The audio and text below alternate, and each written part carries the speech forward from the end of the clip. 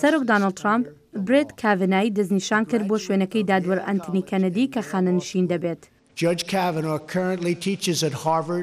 دادوەر کاڤانە لە ئێستادا لە زانکۆکانی هارڤارد، یاڵ و جۆرجتاون ئەوانە دەڵێتەوە لە سەرانسەری بازنەی یاساییدا ئەو بە دادوەری دادوەرەکان لە قەڵەم دەدرێت و ڕابەرێکی خاوەن هزرە لە نێو هاو پیشەکانی.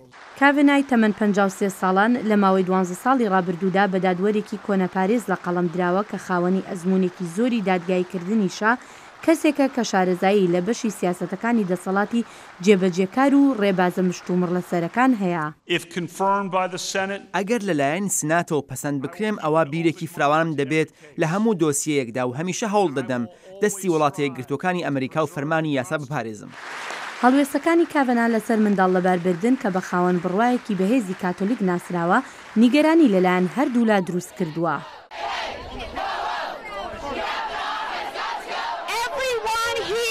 هەموو کەسێک لێرە دەزانن چی لە مەترسیدایە. ئەوەی لە مەترسیدایە ئازادی ژنە، ئازادی ئێمە بۆ ئەوەی بڕیاری خۆمان بدەین، ئازادی ئێمە بۆ ئەوەی بڕیار بدەین کەی و چۆن و چەند منداڵمان دەوێت. ئەماندا هۆڵز شارەزای بواری دادگای باڵا لەو بڕوایەدایە شیانی لابردنی کاڤەنان نییە. دەرفەت بۆ شتی چاوەڕوان نەکراو سەبارەت بە کاندیدەکان زۆر کەمە. لە نێوەندی دەستنیشانکردنەکەدا قسە و باسێکی کەم کران. جاوەکو وتم لەوانەیە دواخستن تەنها هیوای دیموکراتەکان بێت. ڕەنگە پشتڕاستکردنەوەی کاڤەنا مشتومڕێکی زۆری لە سیناتی ئەمریکا لێ بکەوێتەوە کە کۆماریەکان بە ڕێژەیەکی کەم زۆرینەن و دیموکراتەکانی ئۆپۆزیسیۆن دەڵێن ئەوان شەڕ دەکەن بۆ بەرگریکردن لە هێشتنەوەی هاوسەنگی دادگای باڵا. دڵنیاتان دەکەینەوە ئێمە کۆڵ نادەین و دەبینین بربژارەکەی سەرۆک ترامپ لە کاتی خۆیدا پشتڕاست دەکرێتەوە.